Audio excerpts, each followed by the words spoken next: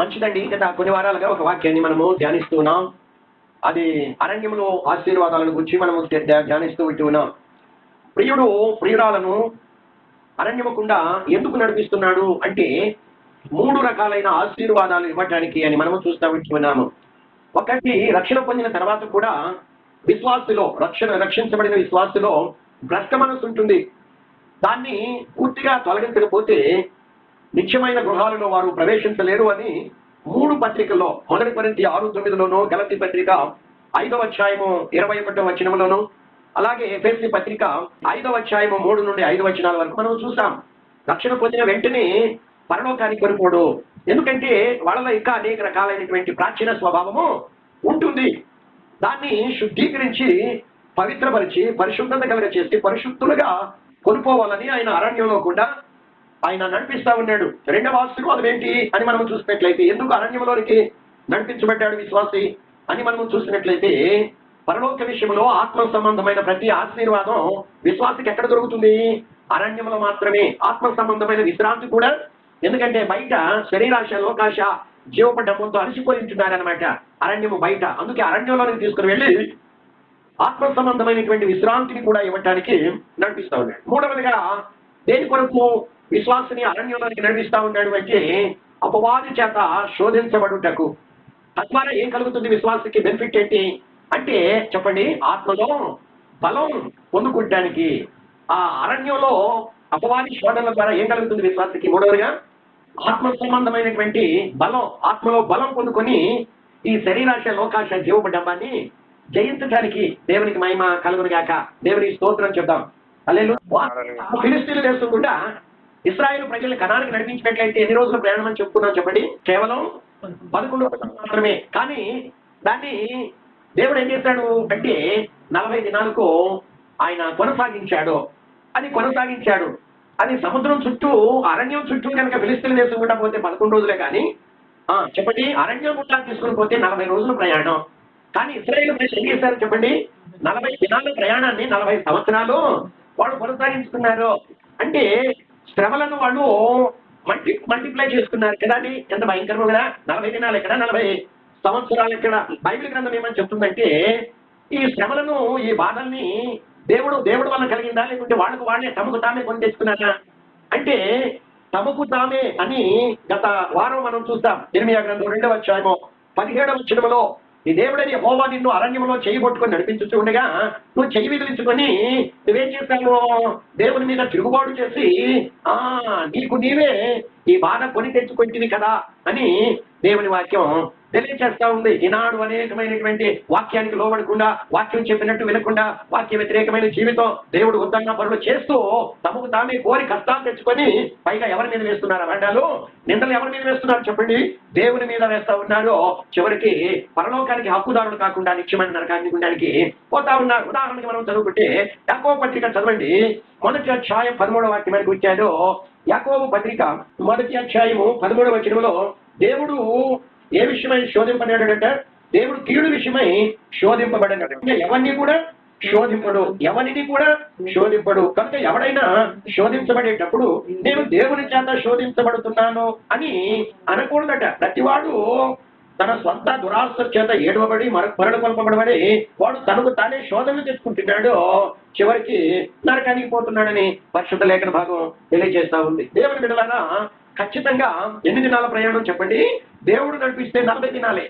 Egypt to Canaan 40 days journey మాత్రమే. కానీ వాళ్ళు 40 సంవత్సరాలు. ఉదాహరణ మనం చూసాము గత వారంలో 2వ మొదటి అధ్యాయంలో మనం చూసాము కదండి. వాళ్ళు ఎన్ని దినాలు ప్రళాం చేసుకున్నారు వాళ్ళ శ్రమలని అంటే 2వ మరొకసారి చూద్దాం. 1వ అధ్యాయము 2వ వచనం. 1వ అధ్యాయము 2వ వచనంలో మనం చూస్తే మీరు మనం కాదేశు వరకు 4వ వచనం. 40వ సంవత్సరంలో 11వ నెల 1వ తేదీన వాళ్ళు ఎక్కడి వరకు చేరారు? యోర్దాను నది దగ్గరికి, యువతలకి వారు చేరారు కదండి. ఎన్నవ సంవత్సరం ఇది? 40వ సంవత్సరం 11వ రోజు 1వ తేదీన. యెహోషువ గ్రంథము 5వ అధ్యాయంలో ఇది కూడా 5 వారం చూస్తాం. యెహోషువ గ్రంథము 5వ అధ్యాయము 10వ వచనంలో మనం చదువుకుంటే ఇశ్రాయేలీలు గిల్గాలులో దిగి, గిల్గాల్ అంటే ఎక్కడ ఉన్నది? కనానులో ఉంది. యోర్దాను నది దాటిన తర్వాత గిల్గాలులో దిగి ఆ నెల అంటే ఏ నెల? 40వ సంవత్సరము 14వ తేదీన ఎన్నో 40వ సంవత్సరము ఆ నెల అంటే 11వ నెల ఎంత వీడియో తీసుకుని చదువుకున్నాం. 14వ తేదీన వాళ్ళు కానానులో ప్రవేశించారు అని వ్రాయబడి ఉన్నట్లు మనం చూస్తామంటూ ఉన్నాం. ఉదాహరణకి గత వారం మనం చూస్తామండి, సంఖ్యాకాండంలో దేవుడిని యెహోవా అన్నాడు. మరి సంఖ్యాకాండం 13వ అధ్యాయం మొదటి నుండి క్రింది భాగంలో చదువుకుంటే మోషే ఇదిగో కొంతమంది పెద్దల్ని కనాను దేశానికి పంపించు, అక్కడ ప్రజలు ఎలాంటి వారు, భూమి ఎలాంటిది, అక్కడ పండ్లు ఎలాంటివి, మరి అవన్నీ కూడా వాళ్ళు రీసెర్చ్ చేసి అక్కడ కొన్నింటిని పట్టుకురామని చెప్పు అని అంటే మోషే గోత్రానికి ఒకటింటిని 12 గోత్రాల నుండి 12 మంది పెద్దల్ని పంపించాడు. మనం చూసాం, ఇవన్నీ మరలా చూడటానికి సమయం కాదు. కాబట్టి పంపించినప్పుడు వాళ్ళు వెళ్ళారు. వెళ్ళి సంఖ్యాకాండం 13వ అధ్యాయంలో 25వ వచనంలో ఏం చేశారు, కనాను దేశంలో వారు 40 దినాలు ఆ దేశాన్ని సంచరించి చూచి తిరిగి వచ్చారు. తిరిగి వచ్చి స్టేట్మెంట్ ఇస్తున్నారు. వాళ్ళు తెచ్చిన పండ్లు కూడా చూపిస్తున్నారు. అక్కడ మనుషులు ఎలాంటి వారో ఇవన్నీ కూడా. అంటే ఎన్ని దినాలు పోయి ఉండొచ్చు? 40 దినాలు పోయారు, 40 దినాలు తిరిగి వచ్చారు అదండి. అలా పోయారు, చూస్తా ఉండగానే కళ్ళ ముందు మళ్ళా తిరిగి వచ్చారు అని వీళ్ళు ఏం చేశారు, 40 సంవత్సరాల ప్రయాణం. ఇప్పుడు మనం చదువుకున్నాం ద్వితీయోపదేశకాండం 1:4లోను, యెహోషువ 5:10లో కూడా మనం చదువుకున్నాం. 40వ సంవత్సరము 11వ నెల 14వ తేదీన వాళ్ళు గిల్గాలులో కనానులో అడుగు పెట్టారు అని దేవుని వచ్చిన భాగం మనం చూస్తాం. ఇంకొక మాట చూద్దాం. ఇంకొకటి ఆదికాండం 42వ అధ్యాయం. ఆదికాండము 42వ అధ్యాయము 1 నుండి 3 వచనాలు చదువుకుంటే ఐగుప్తు దేశం అంతటా ఏమొచ్చింది? కరువు వచ్చింది. కనాను దేశం కూడా కరువు వచ్చింది. ఆ చుట్టుప్రక్కల దేశాలన్నీ కూడా కరువుతో కిటకిటలాడుతూ ఉంది. అప్పుడు యాకోబు ఏమన్నాడంటే 42వ అధ్యాయం 1 వచనంలో ధాన్యం ఐగుప్తులో ఉన్నదని యాకోబు తెలుసుకున్నప్పుడు, ఎక్కడుంది ధాన్యం? కరువుతో నింపబడి ఉన్నాయి. ఐగుప్తే కాదు, కనానే కాదు, ఆ చుట్టుపక్కల ఉన్న దేశాలన్నీ కూడా. కాబట్టి అక్కడ యాకోబు అంటున్నాడు, ధాన్యం ఐగుప్తులో ఉన్నదని తెలుసుకున్నప్పుడు కుమారుడు పిలిచి అంటున్నాడు, మీరేలా ఒకరి మొక్క ఉంటాడు చూస్తున్నారని కుమారుడు. మరియు అప్పుడు చూడండి, ఐగుప్తులో ధాన్యం ఉన్నదని విన్నాను, మనము చావక బ్రతుకున్నట్లు మీరు అక్కడికి వెళ్ళి, ఎక్కడికి వెళ్ళి? ఐగుప్తులకు వెళ్ళి మన కొరకు అక్కడి నుండి ధాన్యము కొనుక్కొని రండి అని చెప్పగా, వీళ్ళు ఎక్కడున్నారు? కనానులో ఉన్నారు. ఇప్పుడు కనాను నుండి మీరు ఐగుప్తుకు వెళ్ళి మన కొరకు చావకుండా మనం బ్రతుకున్నట్లు ధాన్యాన్ని కొనుక్కొని రండి అని చెప్తుంటే 3వ వచనంలో యోసేపు 10 మంది అన్నలు ఐగుప్తులో ధాన్యం కొనటానికి పోయారు. ఎక్కడి నుండి పోయారు? కనాను నుండి ఐగుప్తు వెళ్ళారు. వెళ్ళి 42వ అధ్యాయం 29వ వచనంలో వారు కనాను దేశమందున్న తమ తండ్రి అయిన యాకోబునందుకు తిరిగి వచ్చారు. పోయారు, ధాన్యం కొనుక్కున్నారు, తిరిగి రాను కూడా వచ్చారు. అదేంటి ఎంతకాలం బట్టి ఉంటుందంటే వాళ్ళు అరణ్యం ఉండకపోతే 40 రోజులు బట్టి ఉంటుంది, ఫిలిస్తీన్లు దేశం ఉండకపోతే 11 రోజులు బట్టి ఉంటుంది. పోను 11, రాను 11, లేకుంటే పోను 40, 40. వాళ్ళు తీసుకున్న ధాన్యం అయిపోయింది. మరలా రెండవసారి తండ్రి యాకోబు అంటున్నాడు 43వ అధ్యాయం 2వ వచనం 15వ వచనం. 43వ అధ్యాయము 2వ వచనం చదువుకుందాం. ఆ దేశంలో కరువు భారంగా ఉండేది కనుక వారు ఐగుప్తు నుండి తెచ్చిన ధాన్యము తినివేసిన తర్వాత వారి తండ్రి యాకోబు అంటున్నాడు, మీరు మరలా వెళ్ళి, అంటే సెకండ్ టైం, మీరు మరలా వెళ్ళి మన కొరకు కొంచెం ఆహారము కొనుడని వారితో అనగా 15వ వచనంలో వాడు ఏం చేస్తున్నారు? ఆ మనుషులు ఆ కానుకను తీసుకొని కదండి చేతుల్లో రెట్టింపు రోకల్ని తన వెంట బెన్యామీనును తీసుకొని లేచి కనాను నుండి ఎక్కడికి వెళ్ళారు? ఐగుప్తునకు వెళ్ళి యోసేపు ఎదుట నిలవబడ్డారు. ఇప్పుడు వెళ్ళారా లేదా? రెండవసారి కనాను నుండి ఐగుప్తుకి వెళ్ళారు. అక్కడ ధాన్యం కొనుక్కున్నారు. 45వ అధ్యాయము 25వ వచనంలో మనం చదువుకుంటే 45వ అధ్యాయము 25వ వచనంలో వారు ఐగుప్తు నుండి బయలుదేరి కనాను దేశానికి తమ తండ్రి అయిన యాకోబు నొద్దకు వచ్చారు. రెండవసారి కూడా పోయారు. వచ్చినట్లు దేవుని పిల్లలారా మనము చూస్తా వింటూ ఉన్నాము. కాబట్టి నిశ్చయముగా 40 దినాల ప్రయాణాన్ని వీళ్ళు ఎన్ని రోజులు చేసుకున్నారని? 40 సంవత్సరాలు తమకు తామే చేసుకున్నట్లుగా మనము దేవుని యొక్క లేఖన భాగంలో మనము చూస్తా ఉన్నాము. అయినా కానీ విశ్వాసుని దేవుడు అరణ్యములో ఏం చేయలేదు. ప్రియుడు ఒంటరిగా విడిచిపెట్టలేదు, చేయబొట్టుకొని నడిపిస్తా ఉన్నాడు. త్రిత్వదేవుడు, తండ్రి అయిన దేవుడు, కుమారుడైన దేవుడు, పరిశుద్ధాత్మ దేవుడు వెంట ఉండి ఆ విశ్వాసుని ఏం చేస్తా ఉన్నాడు చెప్పండి? నడిపిస్తా ఉంటే అలా ముందుకు సాగుతూ ఉన్నారు. రెండవ స్త్రీని గురించి మనం చదువుకున్నాం.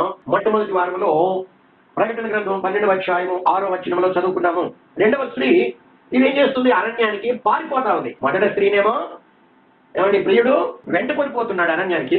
రెండవది దానంతట అదే అరణ్యానికి అది పారిపోతా ఉంది. ఇది ఎందుకు అరణ్యానికి వెళ్ళవలసి వచ్చింది? కారణం ఏంటి అని మనం జాగ్రత్తగా లేఖన భాగాన్ని పరిశీలించినట్లయితే, జై జీవితం కలిగినటువంటి వారు లోకాశ, శరీరాశ, నేత్రాశ జీవ కుటుంబాన్ని జయించిన వారు, కోపాన్ని, గర్వాన్ని, అసూయను, ఈర్ష్యను ఏమండి చంపుకున్నటువంటి వారు, వీళ్ళు జయ జీవితం కలిగిన వారు. వీరే ప్రభు వచ్చాడు మధ్యాకాశంలోనికి, ఇదిగో ఇక్కడికి రండి అన్నాడు, పరలోకానికి కొనుక్కోబడినట్లు మనం చూస్తున్నాం. పరిశుద్ధుల సంఘం ఎత్తబడిన తర్వాత ఈ స్త్రీ ఏమైపోయింది? ఒంటరిగా మిగిలిపోయి ఇప్పుడు అరణ్యానికి పరిగెత్తుంది. ఈ స్త్రీ ఏమిటి? ఇది విడవబడిన సంఘం కదా, ఇది విడవబడిన సంఘం. ఇప్పుడు ఇదేం చేస్తుంది? ఒంటరిగా అరణ్యానికి. ఇప్పుడు ప్రియుడు లేడు వెంట, ప్రియుడు లేడు, ఇది ఒంటరిగా అరణ్యాన్ని. ఎందుకు ఇది విడిచిపెట్టబడింది? విడవబడిన సంఘంగా ఎందుకు మారింది? ఎందుకు ఇది అరణ్యానికి ఒంటరిగా పెడుతుంది అంటే, ఎత్తబడక ముందు, అంటే పరిశుద్ధుల సంఘం ఎత్తబడక ముందు ప్రియుడు ఈ రెండవ స్త్రీని కూడా ఏం చేస్తున్నాడు? అరణ్యానికి కొనిపోతుంటే, అంటే శ్రమల మార్గం గుండా నడిపించాలని చేయబట్టుకొని నడిపిస్తూ ఉంటే అదేం చేయలేదంట, ప్రియుని వెంట వెళ్ళలేదంట. ఎందుకని? అరణ్యంలో ఆ కష్టాలు చూసి, అరణ్యంలో ఉన్నటువంటి ఆ బాధలు చూసి, అరణ్యంలో ఉన్నటువంటి ఆ కష్టమైన ఆహారం, కష్టమైన నీళ్లు, ఎప్పుడంటే అప్పుడు త్రాగడానికి లేవు, ఎప్పుడంటే అప్పుడు తినడానికి, ఏది కావాలంటే ఆ ఫుడ్, వాళ్ళు కోరుకున్న ఫుడ్. అంటే ఇవన్నీ ఎక్కడున్నాయి? ఐగుప్తులో ఉన్నాయి. అంటే అరణ్య వెలుపలు ఉన్నాయి, వాళ్ళ ఇష్టానుసారంగా జీవించడానికి. అందుకే బైబిల్ గ్రంథం ఏమని చెప్తుంది అంటే, తిమోతికి రాస్తున్న పత్రిక 5:6 చదవనట్లేదు, సుఖభోగముల ఏదో బ్రతుకుచుండేది అది చచ్చిన దానితో సమానమని. ఆనాడు ప్రియుడు చేయబట్టుకొని అరణ్యానికి తీసుకుని వెళ్తుంటే వెంట వెళ్ళాలా, చెయ్యి విదిలించుకొని అరణ్యము బయటికి వెళ్ళిపోయింది, పారిపోయింది. ఇదిగో ఈ కష్టాలు నాకొద్దు, ఈ నిందలు నాకొద్దు, ఈ రిస్ట్రిక్షన్స్ నాకొద్దు, ఈ బాధలొద్దు. వాళ్ళు నన్ను ఇష్టానుసారంగా మాట్లాడుతుంటే నేను కుక్కిన పేరులాగా చచ్చిన పేరులాగా ఉండాలా? నాకు ఉప్పు కారం తింటలేదా? నాకు రోషం లేదా? నేను అనలేనా? అరణ్యంలోకి తీసుకుని వెళితే కుక్కిన పేరులాగా చచ్చిన పాములాగా అట్లా పడి ఉండాలి. నాకెందుకో, నాకు అవసరం లేదు, నేను వెంటరాను అని ఇదేం చేసిందనమాట. అరణ్యానికి కొనిపోతుంటే ఆ ప్రియుడిని వదిలిపెట్టి చెయ్యి విదిలించుకొని వెనక్కి, అరణ్యము వెనక్కి అంటే వెలుపటికి ఎక్కడికి వెళ్ళింది? ఐగుప్తుకి వెళ్ళింది. సంఖ్యాకాండంలో ఒక మాట పరిశుద్ధాత్ముడు గుర్తు చేస్తున్నాడు. 13వ అధ్యాయం అనుకుంటాను. సంఖ్యాకాండము 13వ అధ్యాయము 14వ అధ్యాయము 14వ అధ్యాయము 3వ వచనంలో చదువుకుంటే ఆ సర్వ సమాజము అరణ్యంలో ఏం చేస్తుంది? అయ్యో, ఐగుప్తులో మేము ఎందుకు చావలేదు, ఈ అరణ్యమందు మేము ఎందుకు చావాలి, ఈ అరణ్యమందు మేమేలా చావలేదు, మేము కట్టిమాట పడినట్లు యెహోవా మమ్మల్ని ఈ దేశంలోనికి ఎందుకు తీసుకుని వచ్చాడు? మా భార్యలు మా పిల్లలు కొలబోదురు, తిరిగి ఐగుప్తుకు వెళ్ళుంటే మాకు మేలు కదా. వీళ్ళకి ఏం లేదంట, అరణ్యంలో మేలు లేవంట. అండి, వీళ్ళకి స్వభావం శుద్ధీకరించబడడానికి ఇష్టపడాల. ప్రాచీన స్వభావము, భ్రష్ట మనస్సు అవన్నీ కూడా శుద్ధీకరించబడడానికి ఇష్టపడలేదు కదండి. పరలోక విషయంలో ఆత్మ సంబంధమైన ప్రతి ఆశీర్వాదం మాకు అక్కర్లేదు. ఇదిగో ఆత్మలో మాకు బలం అక్కర్లేదు, శరీరంలో మాకు బలం కావాలి.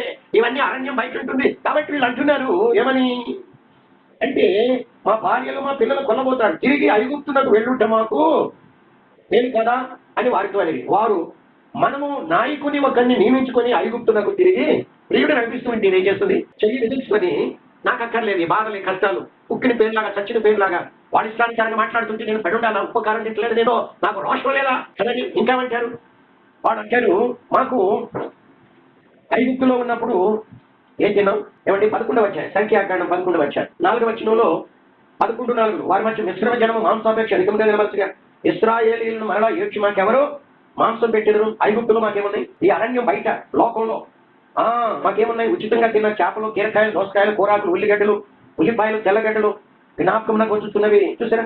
ఇవన్నీ కూడా మాకు బయట ఉన్నాయి కదండి. కాబట్టి మాకు ఈ రిస్ట్రిక్షన్స్ ఉన్నాయా? ఈ అరణ్యానికి మేము రామని చెప్పి ఆ ప్రియురాలు రెండోది ఏం చేస్తుంది? రెండో స్త్రీ చెయ్యి విధించుకొని అరణ్యంలో నుండి బయటికి వెళ్ళిపోయింది, వెనక్కి వెళ్ళిపోయింది. ఆత్మీయ జీవితంలో వెనకబడింది. అందుకే అది రాకడలో ఏం చేయబడింది? విడవబడింది. ఇప్పుడు అరణ్యానికి ఒంటరిగా వెళ్ళవలసి వచ్చినట్లు మనము చూస్తా ఉన్నాం. ఈమె ఇప్పుడు వెళ్తున్నటువంటి అరణ్యం ఏంటి చెప్పండి? 7 ఏళ్ల శ్రమల కాలం.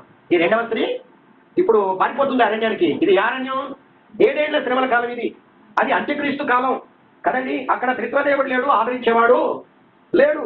ఆ అరణ్యం 7 ఏళ్ల శ్రమల కాలం అనమాట. అది ఇప్పుడు మనం వెళ్ళే అరణ్యం, ఇప్పుడు మనం వెళుతున్నటువంటి అరణ్యం ఏ అరణ్యం అది?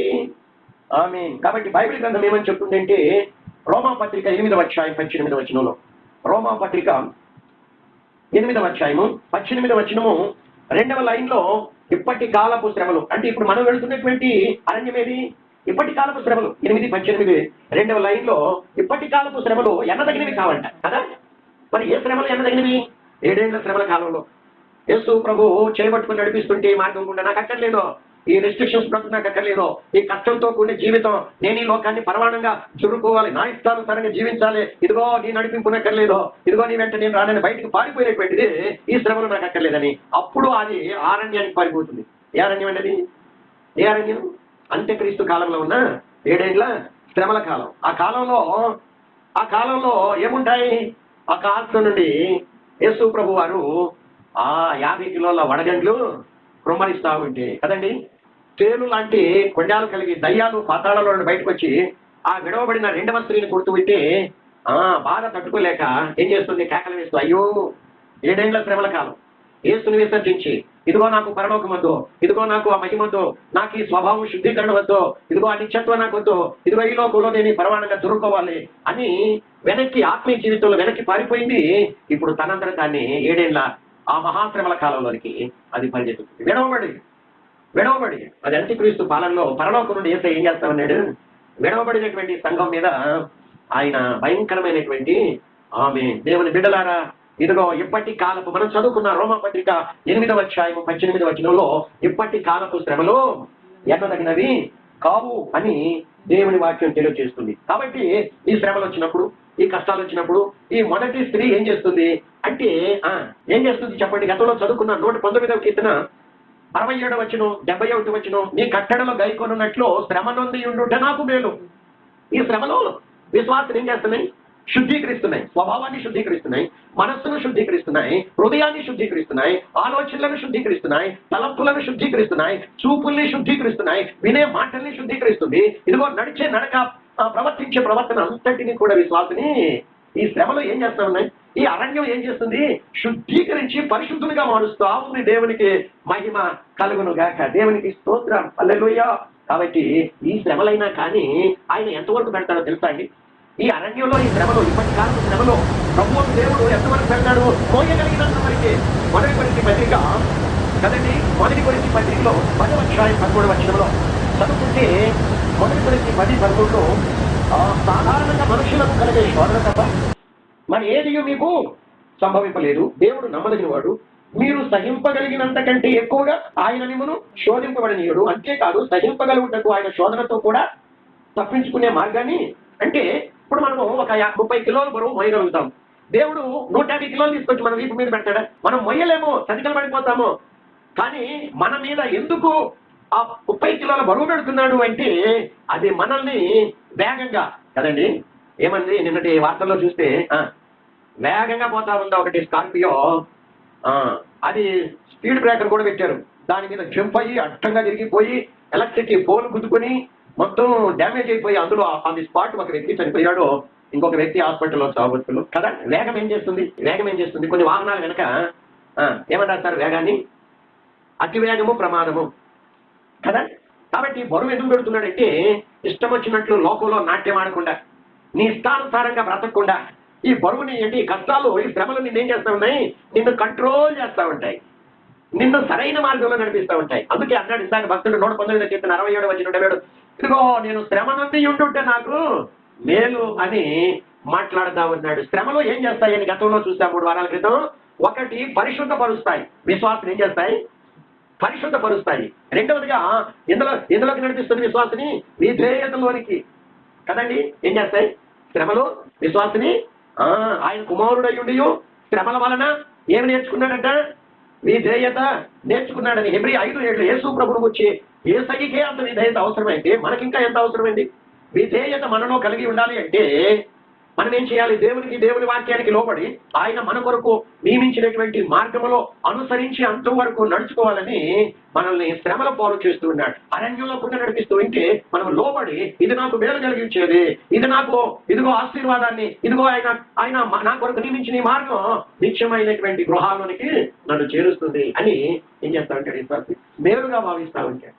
ఈ శ్రమలు, బాధలు, కష్టాలు విశ్వాసని కొనిపోయి ఎక్కడ కూర్చుని పెడతాయండి? పరలోక మహిమలో ఎక్కడ కూర్చుని పెడతాయి? పరలోక సింహాసనం మీద జయించు వాడిని నా సింహాసనం మీద కూర్చుండా నిస్తాను అని యేసు ప్రభువు వారు మాట్లాడుతూ వచ్చి ఉన్నాడు. దేవుని విడలారా అంచె కాలంలో ఉంటూ ఉన్నాము. యేసయ్య ఒక మార్గం కూడా నడిపిస్తూ ఉన్నప్పుడు మనము చేయి విదిలించుకొని, నీవు నడిపించిన రీతిలో నేను నడవను, నా సొంత నడిపింపు ప్రకారం, నా సొంత చిత్త ప్రకారం, నా ఆలోచన తలంపుల ప్రకారము నేను నాకు ఇష్టం వచ్చిన మార్గాన్ని ఎంచుకొని నేను అందులో నడుస్తాను అంటే అది మార్గము కానిది. అదేంటి మార్గము కాదు, అది మార్గమే కాదు అసలు. అది అందులో గుండా పడిపోతామంటే నీ గమ్యం ఎక్కడికి పోతామంటది? మరణానికి. ఒకడు తన కొరకు నియమించిన మార్గము ఎట్టిదైన వాటి తుదకు మరణానికి, నాశనానికి, నరకానికి దారి తీస్తుంది అని సామెతల గ్రంథంలో పలు చోట్ల మనము నేర్చుకుంటూ ఉంటాం. కాబట్టి నిత్యంగా ప్రభువుకు మనం సమర్పించుకుందాం. మొదటి స్త్రీ అయితే ప్రియునికి సమర్పించుకొని ప్రియుని చేత నడిపించబడతా ఉంది. కానీ రెండవది అయితే నీ నడిపింపు నాకు అక్కర్లేదు, ఈ బాధలు కష్టాలు నీ నడిపింపు ప్రకారం నేను అనుసరించి నడిస్తే ఈ అరణ్యంలో నాకు బాధలు కష్టాలు శ్రమలు ఉన్నాయి. వద్దు బాబు, వద్దు వద్దు వద్దు. అరణ్యము బయట నేను కోరుకున్న నా ఇష్టం వచ్చిన జీవితం ఉంది అని చెప్పి అదేం చేసింది? చేయబట్టుకొని విదిలించినట్లు మనము దేవుని వాక్యంలో చదువుకుంటా ఉన్నాం. దేవునికి మహిమ కలుగునుగా. ఈ అరణ్యం గుండా మనము యాత్ర చేస్తూ ఉన్నప్పుడు, ఈ అరణ్యం గుండా ప్రియుని చేత మనము నడిపించబడతా ఉన్నప్పుడు, ఈ అరణ్యం గుండా మనము ప్రయాణమై వెళుతూ ఉండగా రెండు కార్యాలు సంభవించవచ్చు కదండి. ప్రియుడు మనల్ని చేయబట్టుకొని ఆయన తన మార్గంలో కూడా, ఏ మార్గం అది? అరణ్య మార్గంలో కూడా నడిపిస్తా ఉంటే రెండు కార్యాలు సంభవించవచ్చు. ఏంటది? దేవుడు నడిపిస్తున్నటువంటి ఈ అరణ్య యాత్రలో మనము సంతోషించి దేవుని స్తుతించవచ్చు, లేకపోతే తనకి నీరసించి ఆత్మీయతలో వెనకబడను. ప్రియుడు అరణ్యంలో గుండా మనల్ని నడిపిస్తున్నప్పుడు రెండు కార్యాలు సంభవించవచ్చు. మొదటిది ఏంటి అంటే, ఆయన నన్ను ఈ అరణ్యంలో గుండా నడిపిస్తున్నాడు, ఇది నాకు మేలు, ఇది నన్ను తీసుకుని పోయి ఎక్కడ కూర్చొని పెడుతుంది? మహిమగల సింహాసనం మీద. విశ్వాసం ఏం చేయొచ్చు? సంతోషించి దేవుణ్ణి స్తుతిస్తూ ఉండవచ్చు. లేదంటే దేవుడు నన్ను ఈ అరణ్య మార్గం గుండా, ఈ ముళ్ళ తుప్పల్లో, ఈ కీకారణ్యంలో, గాఢాంధకారంలో నన్ను నడిపిస్తున్నాడు అని చడికి నీరసించి సొమ్మసిల్లి ఆత్మీయతలో వెనకబడను వచ్చు. చూసారా? కానీ 136వ కీర్తన 16వ వచనంలో, 136వ కీర్తన 16వ వచనంలో మనం చదువుకుంటే, అరణ్య మార్గమున ఆయన తన ప్రజలను తోడుతూ వచ్చును, ఆయన కృప నిరంతరం ఉంటుంది. ఏం చేస్తున్నారు ఇక్కడ? ఒక గుంపు అరణ్య మార్గం గుండా దేవుడు వాళ్ళని నడిపిస్తా ఉంటే వాళ్ళు సంతోషించి ఏం చేస్తూ ఉన్నారు? ఒక ప్రకారం దేవుని స్తుతిస్తూ ఉన్నారు కదండి. ఆయన కృప ఏం చేస్తున్నారు? వీళ్ళు దేవుని స్తుతిస్తున్నారు. వారి నోటి గుండా ఏమొస్తా ఉన్నాయి? పాటలు వస్తా ఉన్నాయి. ఏ పాటలో? నా ప్రియ యేసునిపై ఆనుకొని అరణ్య మార్గమున నడచుటయే ఆనంద జీవితము, అరణ్య మార్గమున నడచుటయే ఆనంద జీవితము, నా ప్రియ యేసునిపై ఆను. అరణ్య మార్గంలో కూడా నడిపిస్తా వచ్చి వీళ్ళకు ఏంటి వస్తుందట? అరణ్య మార్గమున నడచుటయే ఆనంద జీవితం. లోకంలో అరణ్యం బయట ఈ ఆనందం లేదో, మాకు అరణ్యంలోనే ఈ ఆనందం అని చెప్పేసి వాళ్ళు సంతోషించి ప్రభునామాన్ని ఏం చేస్తున్నారు? ఇంకా అడుగులు ముందుకు వేస్తామంటే ఆ యాత్ర వాళ్ళకి ఎలా ఉంది? గత వారంలో మనం చూస్తాము 84వ కీర్తనలో అక్కడ ఏమని రాయబడి ఉందంటే, ఆయన నడిపిస్తున్నటువంటి మార్గం వాళ్ళు ప్రియమైనదిగా ఎంచకపోతే వాళ్ళ కష్టతరంగా ఉంటుంది. అది అరణ్య మార్గం కావచ్చు, అది ముళ్ళబాటు కావచ్చు. అది వారికి ఏం కలిగించేది? వాళ్ళు ప్రేమిస్తూ ఉంటే, వాళ్ళు ప్రేమించినప్పుడు వాళ్ళకి సంతోషాన్ని. ఆమేన్. ఏ యాత్ర అండి ఇది? అరణ్యాన్ని ప్రేమించేవారు వారికి ఆ యాత్ర అరణ్యం ఎలా కనబడుతుంది? ఆత్మీయ యాత్రగా, ఆనంద యాత్రగా కనబడుతుంది. అంతేకాదు వాళ్ళకి అరణ్యం అరణ్యంగా కనబట్టలా, ముళ్ళుగా కనబట్టలా, గాఢాంధకారం అంధకారంగా వాళ్ళకి కనబట్టలేదు. వాళ్ళ దృష్టి అంతా కూడా ఎక్కడ పెట్టారండి? ఆమె పొందబోయే మహిమ మీదని. అందుకే ఇక్కడ రెండు గుంపులు ఉన్నాయి. అరణ్య యాత్రలో నడిపిస్తూ ఉన్నప్పుడు రెండు రకాలైన గుంపులు కనబడుతున్నారు. ఒక గుంపేమో 136వ కీర్తన 16వ వచనంలో ఏం చేస్తున్నారు? వారిని దేవుడు అరణ్యంలో కూడా నడిపిస్తూ ఉంటే వారు సంతోషించి దేవుని స్తుతిస్తూ ఉన్నారు. దేవా, ఈ అరణ్యంలో మమ్మల్ని నడిపించడం మాకెంతో ఆనందంగా ఉందయ్యా. మాలో భ్రష్ట మనస్సును ఇదిగో అరణ్య యాత్ర శుద్ధీకరిస్తుందయ్యా. ఇదిగో పరలోక విషయంలో ప్రతి ఆత్మ సంబంధమైన ఆశీర్వాదం మాకు ఇక్కడే తీర్చబడుతుంది ఆయన. ఇదిగో మేము ఆత్మలో బలం పొంది ఈ శరీరాశ, లోకాశ, నేత్రాశ, జీవపటపాన్ని మేము జయిస్తున్నామని ఆయన. ఇదిగో వీటిని జయించిన వాళ్ళకే ఇదిగో వచ్చి కొనుక్కోబోతున్నాం అని వాళ్ళు ఏం చేస్తున్నారు? పాటలు పాడతారు, దేవుణ్ణి స్తుతిస్తా ఉన్నారు. రెండవ గుంపేమో సంఖ్యాకాండం 21వ అధ్యాయము మొదటి 4 వచనాలు చదువుకుంటే, సంఖ్యాకాండము 21వ అధ్యాయము మొదటి 4 వచనాల్లో మనము చదువుకుంటే రెండో గుంపుకి ఎలా కనబడుతుందట? ఏమండి, వాళ్ళు అంటున్నారు 4వ వచనం 2వ లైన్ చివరిలో, మార్గాయాసము చేత జనులు ప్రాణము సొమ్మసిల్లింది కాగా ప్రజలు దేవునికి మోషేకును విరోధంగా మాట్లాడి, ఈ అరణ్యంలో చావటానికి ఐగుప్తుల నుండి మీరు మమ్మల్ని ఎందుకు రప్పించారు? ఇక్కడ మాకు ఆహారం లేదు, నీళ్లు లేవు, చవిసారములు లేనటువంటి ఈ అన్నం మాకు అసహ్యంగా ఉంది అని చెప్పి వాళ్ళు ఏం చేస్తున్నారు? దేవుని నామాన్ని దూషిస్తూ ఉన్నారు. రెండవ గుంపు ఏం చేస్తున్నారండి? అరణ్యంలో గుండా నడిపిస్తూ ఉంటే చడికి నీరసించి సొమ్మసిల్లి ఆత్మీయతలో వెనకబడిపోయి చివరికి ఆ ప్రకారంగా చేస్తున్నారు. ఈ అరణ్యంలో ఒక ప్రక్కేముంది, శ్రమలు ఉన్నాయి, మరొక ప్రక్కేమో ఆనందం ఉంది, ఒక ప్రక్కేమో కష్టాలు ఉన్నాయి, మరొక ప్రక్కేమో సుఖం ఉంది. దేవునికి మహిమ కలుగును గాక. ఒక ప్రక్కేమో ఏముందండి? ఆనందం ఎందుకు వీళ్ళకి, సంతోషం ఎందుకు వీళ్ళకి? ఎందుకు దేవుని స్తుతిస్తున్నారు అంటే వాళ్ళ దృష్టి అంతా కూడా ఎక్కడ పెట్టారు? పొందబోయే మహిమ. ఇందాక మనం చదువుకున్నాం రోమాపత్రిక, మరొకసారి చూద్దాం. రోమాపత్రిక 8వ అధ్యాయం 18వ వచనంలో, రోమాపత్రిక 8వ అధ్యాయము, ఎందుకు వాళ్ళకి ఆనందం, ఎందుకు సంతోషం, ఎందుకు దేవుని స్తుతిస్తున్నారు, అరణ్య మార్గం వాళ్ళకి ఎందుకు ఆనందాన్ని కలిగిస్తుంది అని మనం చూసినట్లయితే 8:18లో, మన ఎడల ప్రత్యక్షము కాబోలు మహిమ ఎదుట ఇప్పటి కాలపు ఈ అరణ్యం అసలు కౌంటింగ్ లోనే లేదు, అసలు లెక్కలేదు కదండి. ఎందుకు వాళ్ళు ఆనందించి సంతోషిస్తున్నారు, దేవుని స్తుతిస్తున్నారు అంటే వాళ్ళ దృష్టి అంతా కూడా ఎక్కడ పెట్టారు? పొందబోయే మహిమ మీదనే. పేతురు అంటాడు మొదటి పత్రిక 1వ అధ్యాయము 6వ వచనంలో, మీకు కొంచెం కాలం దుఃఖం కలుగుతుంది కానీ, ఇక్కడ ఏమంటున్నాడు 6వ వచనంలో 1:6, ఇందువల్ల మీరు మిక్కిలి ఆనందిస్తున్నారు. అండి ఏం చేస్తున్నారు వీళ్ళు ఏం చేస్తున్నారు? ఆనందిస్తున్నారంట. ఎవరు వీళ్ళంతా కూడా? 2వ వచనం 4వ లైన్ చివరిలో, వీళ్ళంతా కూడా యెరూషలేములో కష్టాలు వస్తే ఆదిమ సంఘానికి చెదిరిపోయారంట, అనేక దేశాలకు చెదిరిపోయారు. అక్కడ 4వ వచనం చివరిలో అక్కడ కొన్ని దేశాల పైన వ్రాయబడ్డాయి. ఆ యెరూషలేములో భయంకరమైన హింస వచ్చిందని అపోస్తలుల కార్యం 8వ అధ్యాయంలో గతంలో మనం చూసాం. ఆ హింస తట్టుకోలేక వాళ్ళంతా కూడా ఏమైపోయారు? చెదిరిపోయారు. ఇప్పుడు ఆ చెదిరిపోయిన వాళ్ళకి పేతురు ఈ లేఖ ద్వారా బలపరుస్తూ 6వ వచనంలో ఏమవుతున్నాడు అంటే, 6వ వచనంలో, ఇందువల్ల మీరు మిగిలి ఆనందిస్తున్నారు కానీ అవసరాన్ని బట్టి నానా విధమైన శోధన చేత ప్రస్తుతం కొంచెం కాలం ఏం కలుగుతుందండి? దుఃఖం కలుగుతుంది. కానీ వాళ్ళు దుఃఖంలో కూడా ఆనందిస్తున్నారు. ఈ శ్రమలో వాళ్ళు దుఃఖాన్ని కలిగిస్తున్నారు కానీ వాళ్ళు ఆనందిస్తున్నారని 6వ వచనం 2వ లైన్లో పేతురు మాట్లాడుతున్నారు కదా. ఏం చేస్తున్నారు? దుఃఖం కలుగుతుంది కానీ మీరు ఆనందిస్తున్నారు. ఎందుకు ఆనందిస్తున్నారు అంటే 7వ వచనంలో 3వ లైన్లో, మీ విశ్వాసము శోధనల చేత పరీక్షకు నిలిచినదై యేసుక్రీస్తు ప్రత్యక్షమైనప్పుడు మీకేం కలుగుతుంది? మెప్పు, మహిమ, ప్రత్యక్షమ, ఘనత కలుగుతుంది. అది తలుచుకుంటేనే, పరలోక మహిమను వాడు తలుచుకుంటేనే వాళ్ళకి ఏం కలుగుతుందంటే ఆనందాన్ని కలిగిస్తుంది. అది మొదటి పేతురు పత్రికే 4వ అధ్యాయం 13వ వచనంలో మనం చదువుకుంటే, 4వ అధ్యాయం 13వ వచనంలో, క్రీస్తు మహిమ బయలుపరచబడినప్పుడు మీరు మహానందముతో సంతోషించు నిమిత్తం క్రీస్తు శ్రమల్లో మీరు పాలివారయ్యేంతగా సంతోషించమంటున్నట్లేదు. శ్రమలో వీళ్ళకి ఏం కలుగు చేస్తున్నాయని 13వ వచనం తెలియజేస్తుంది ఆనందాన్ని. ఎందుకంటే వాళ్ళు ఎటు చూస్తున్నారట? మహిమ వైపు. అక్కడ ఉంది 13వ వచనంలో, క్రీస్తు మహిమ బయలుపరచబడినప్పుడు మీకేం కలుగుతుంది? ఆనందం కలుగుతుంది. కాబట్టి శ్రమల వైపు చూడొద్దు, మీరు ఆనందం వైపు చూడండి అని ఎబ్రీ పత్రిక 11వ అధ్యాయం 26వ వచనం ముగించుకుందామండి. ఎబ్రీ 11:26, 11వ అధ్యాయం 26వ వచనం చివరి లైన్లో మొత్తం చదువుకుందాం. 26వ వచనం, ఐగుప్తు ధనం కంటే క్రీస్తు విషయమైన నింద గొప్ప భాగ్యమనించుకొని అల్పకాల పాపభోగం అనుభవించుట కంటే దేవుని ప్రజలతో శ్రమ అనుభవించుట మేలు. ఏ మేలు? శ్రమ అనుభవించుట మేలని యోచించి చివరి లైన్లో, అతడు ప్రతిఫలంగా కలగపోయే బహుమానమునందు దృష్టి, ఇదిగో నాకు పరలోకంలో ఏముంది? మహిమ ఉంది. దాన్ని తలుచుకున్నప్పుడల్లా కూడా ఈ నిందల్లో, శ్రమల్లో ఈ పౌలు గారికి ఏం కలుగజేస్తుందట? అరణ్యము అంటే శ్రమలో నిజమైనటువంటి దేవుని భక్తులకు ఏం కలుగజేస్తుంది?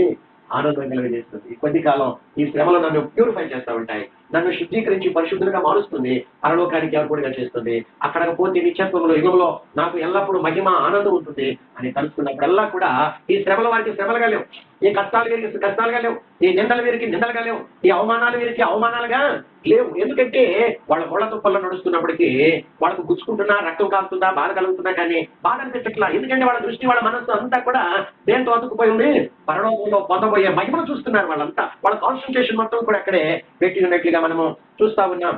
ఇక్కడ వీళ్ళు యాత్రలో ఉన్నప్పుడు రెండు రకాల, మొదటి గుంపేమో అరణ్య మార్గంలో నడిపిస్తున్నందుకు ఏం చేస్తుంది, సంతోషించి దేవుని స్తుతిస్తున్నారు అని మనం చదువుకున్నాం 136వ కీర్తన 16వ వచనంలో. రెండవ గుంపు ఏం చేస్తుంది, ఈ అరణ్యంలో కూడా నడిపిస్తున్నందుకు దేవుని మీద, దైవ సేవకుల మీద తనిగి నేరసిల్లి సొమసిల్లి ఆత్మీయతలో వెనకబడుతున్నారు. ఈ రెండు గుంపులకు ఉన్నటువంటి మధ్య వ్యత్యాసం ఏంటి అంటే, మొదటి గుంపేమో నేరసిల్లే గుంపు, రెండవ గుంపేమో సంతోషించే గుంపు.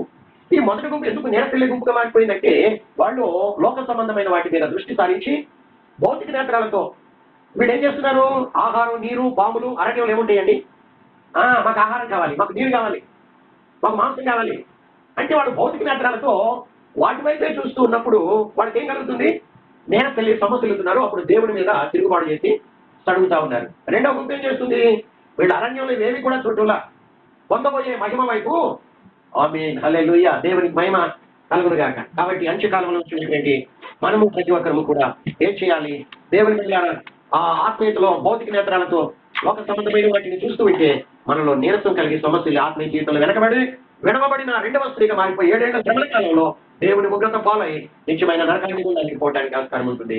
కానీ మనం అట్టి గుంపులో కాకుండా, ప్రభా నన్ను క్షమించయ్యా, ఈ రక్తం చేత నన్ను కడిగావు ప్రభా, ఈ అరణ్యం తాత్కాలికమే, ఈ అరణ్యం 40 రోజుల ప్రయాణమే నాయన, ఈ అరణ్యం 40 రోజుల ప్రయాణం తర్వాత యుగ యుగాలు నేను పరమకాలను ఇదిగో ఎవరు ఊహించలేనంతగా ఆ మహిమలో, ఆనందంలో నేను నీతో కూడా నీ మహిమ కలిసి మహోత్సవం ఉంటాను ప్రభువా అని మనము ఇదిగో ఈ అరణ్యాన్ని ప్రేమించి ప్రభుతో కలిసి కనుక అడుగులు ముందుకు వేస్తున్నట్లయితే దేవుని మీద నీకు అరణ్యం అరణ్యంగా మారినది, అరణ్యం పూలబాటుగా, అరణ్యం రాజబాటుగా దేవుడు కొలుస్తా ఉంటాడో, నిన్ను ఆయన వచ్చినప్పుడు పరలోకానికి కొనుక్కోబడే రూపులో మొట్టమొదటి నిన్నే తీసుకుని వెళ్తాడని పరిశుద్ధ లేఖన భాగం తెలియజేస్తుంది. అరణ్యాన్ని మనం ప్రేమించాలి, అరణ్యాన్ని మనము ప్రియమైనది చేర్చాలి, అరణ్యాన్ని మనము ఇదిగో నిశ్చయముగా నడిపిస్తున్నందుకు దేవుడిని స్తుతించే గుంపులో ఉండాలని పరిశుద్ధాత్మ దేవుడి ఉదయకాలం మనం తెలియజేస్తుండగా, అవా అందుకు నీ కృప నాకిమ్మయ్యా, నీ బలము నాకిమ్ము నాయన, ఇదిగో నీ శక్తి నాకిమ్మయ్యా, నీ ఆత్మ చేత నన్ను ఈ అరణ్యంలో నడిపిస్తూ ఉండగా అవా నేను ఆత్మకు లోబడి జీవించడానికి, ఇదైతే కలిగి నడుచుకోవడానికి నీ కృపనిమ్మయ్యా అని ప్రభు సన్నిధిలో మనం మొదలుపెట్టుకుందామా, ప్రార్థన చేద్దామా.